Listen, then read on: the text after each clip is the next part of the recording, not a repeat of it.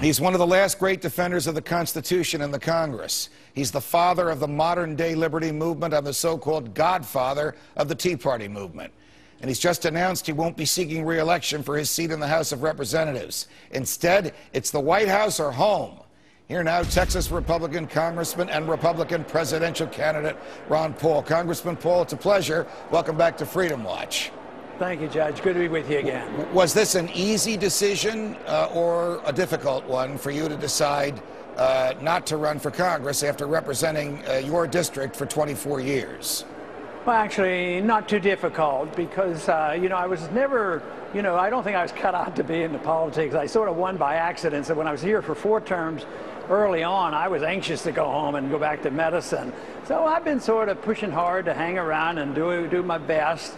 So, but I think the thing that convinced me was having 2 campaigns at once. I did that 4 years ago, and I think it deserves some criticism. I think you should only run for one thing. So I'm doing it this time, but I'm also concluding that, one way or the other, I'm not going to stay in the House of Representatives. Does this mean that if you do not get the Republican nomination for president, you are now free to run as a third-party candidate, challenging the big government instincts of the Republicans and the Democrats? You would think that the laws should permit you to do that, but some have indicated to me that that is not necessarily so, that some states precluded that if you sign on and become a Republican candidate, then the law says you can't become an independent. I have not looked into that, mainly because I haven't been thinking along those lines. But I think it would be a shame if that were illegal, that you couldn't do that. Matter of fact, I've complained a whole lot about our system in this country.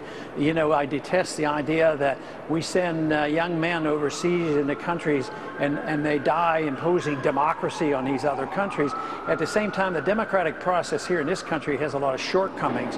As most people know, that I tried it in the Libertarian Party, and I spent more than half the money just trying to get on the ballots, and you don't have credibility, you don't get in the debates. So the democratic process is very hindered here, and guess what?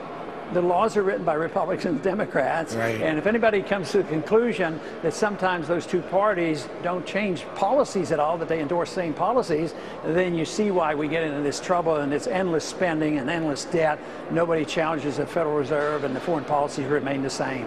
Today, Senator Mitch McConnell, who's the leader of the Republicans in the Senate, proposed one of the oddest pieces of legislation I've ever heard of, which basically would allow the president to go out and borrow money, and the only way he could be stopped would be if 2/3 of both houses of Congress voted to stop him. Yet again, Congress giving away its constitutional power to the president. If you and I were going to write a letter to John Boehner telling him why he should oppose that, what would you advise me to say in that letter?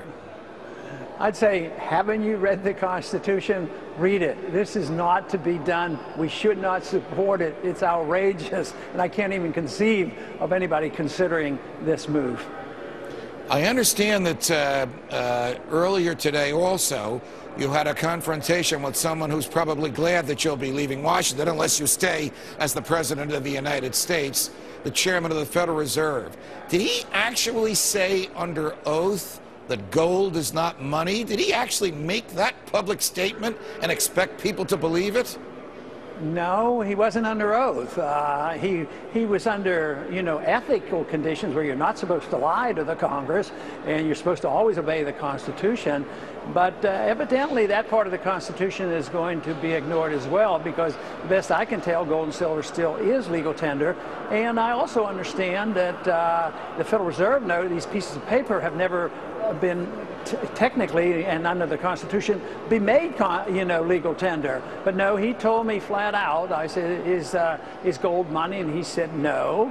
And I asked him why central banks hold it, and he said, well, that's just a tradition that they do that, and that they have to hold some assets. So it was a rather interesting conversation, but yeah, he was very blunt and said that gold is not money. Well, this former Princeton economics professor is either ignorant of Economics 101, which he wants self-taught, ignorant of the Constitution, which he took an oath to uphold, or is not being candid with you, even though the government is prosecuting Roger Clemens a couple of blocks from where you are now for not being candid to another congressional committee? I mean, is there a different standard for members of the government when they testify than for private individuals like Roger Clemens? Well, what about the private individual that used gold and silver coins, and he did it out in the open, and they called him a counterfeiter and a terrorist suspect, and put him in prison? What did he get, 28 months or something? And all he was doing was his best, interpretation of the Constitution. Let me tell you, he was a lot closer to the Constitution than our Federal Reserve Board chairman is. Congressman Paul, keep up the good fight, and thanks for joining us today. Thank you, Judge. The man who was charged with defending your dollar and the economy may be destroying both, as you just heard. We'll tell you why, and we'll tell you why you need to worry about this next.